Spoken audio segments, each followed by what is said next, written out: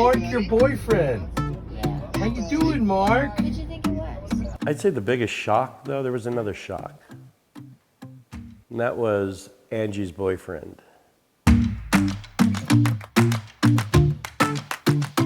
Not that she shouldn't have a boyfriend, but I told her before we started this series that she shouldn't have a boyfriend because it would be a distraction, and I didn't want to have to deal with that kind of issue. And she agreed. He was originally just going to come out to visit and told that was not a good idea. And then when we were in Asheville doing rehearsals, this guy shows up behind her, and I said, "What is he doing here?" And she just laughed like it was no big deal. "Oh, it's okay, it's okay." It wasn't okay. So I was originally supposed to just come out here May 22nd to see my girlfriend and just to visit her, say hi, and then kind of head back home. It wasn't okay at all. And eventually, we managed to send him home. Angelin started acclimating more to becoming a band member once he was gone, and it was good. She was really melding with the other bandmates, and she was doing so well, you know, I thought, well, maybe the boyfriend wasn't so bad. And I made the biggest mistake of the entire series when I told her parents that they could let Mark come back.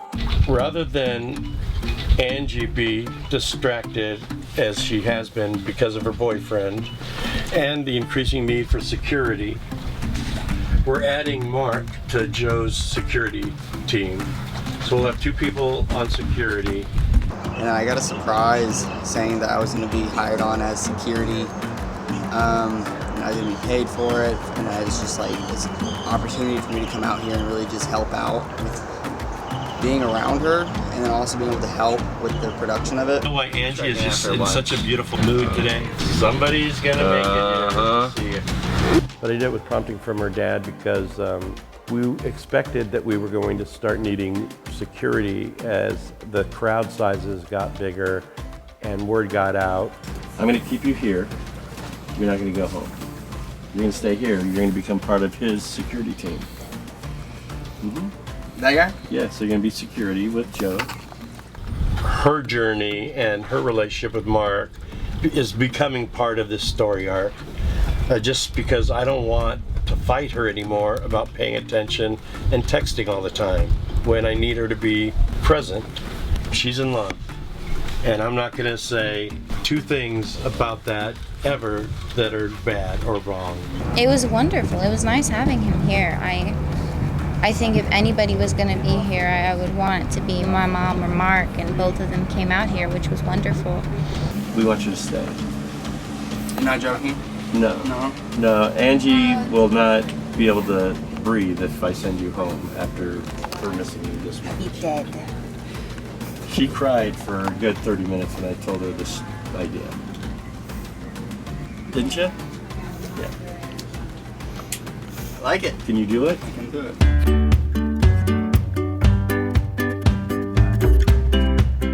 We had a failure on the guitar rig. The Voodoo Lab power supply died.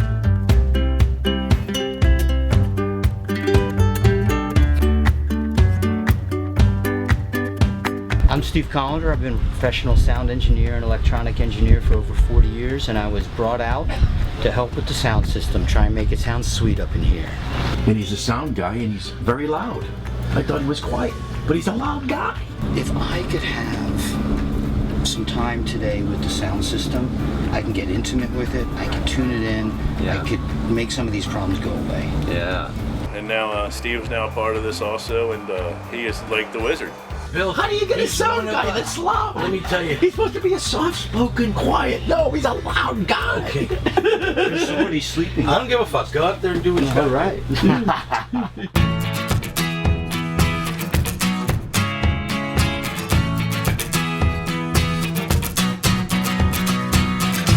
These guys are getting ready to play a show, and it's all kind of down to the wire where we're trying to get.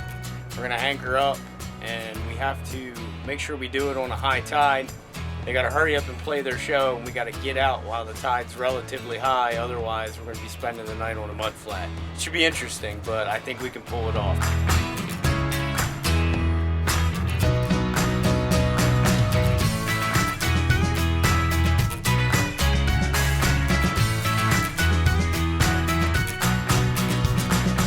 I told everybody I was getting on a ferry to go take a shower back at Hilton Head.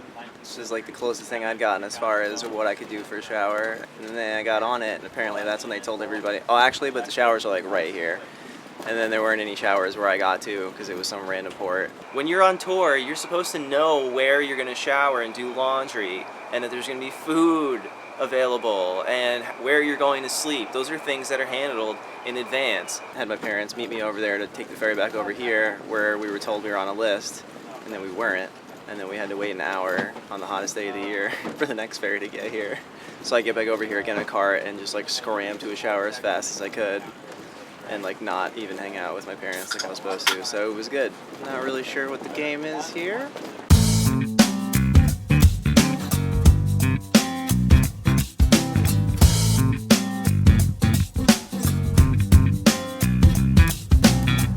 Just watching the contour lines, the depths. If you look on here, it will show you these little lines. We'll change the depths. See, like 18 feet, 6 feet. So we stay right outside this one contour line. We should be in good shape. The bars over here, we're good. You know, it gradually comes down and then slowly, you know, it's almost like a shelf. This edge of the shoal, and we pretty much ski right to the top of the edge of the shoal, but not quite on it. You know, if we would have went, you know, 50 feet that way, we'd be in 4 foot of water. We're good. This is as close as we can get.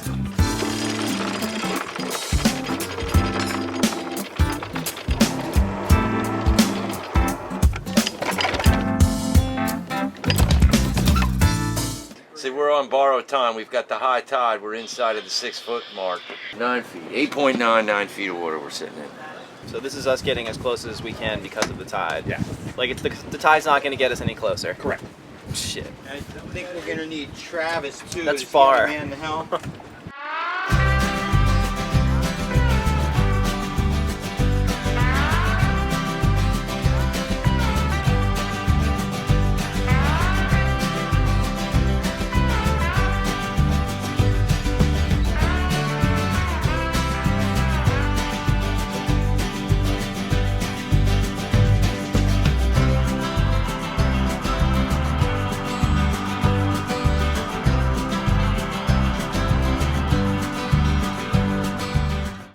I'm waiting for them to give me the heads up and then we're on.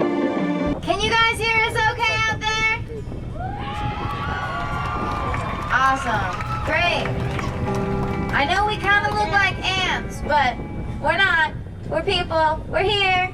We're with you guys.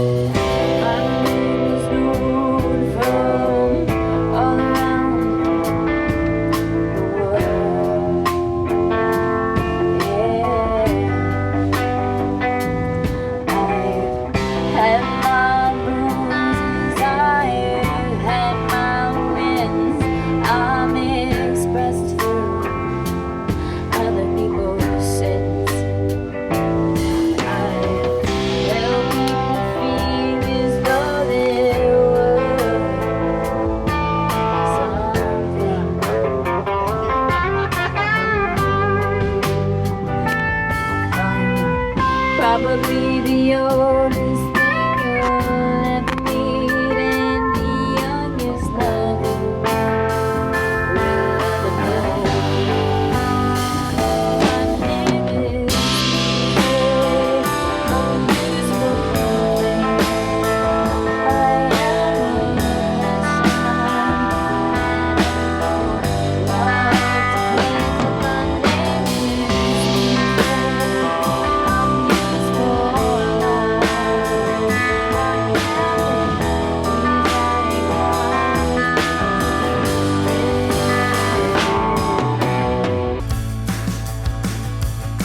My name is Sterling, everybody.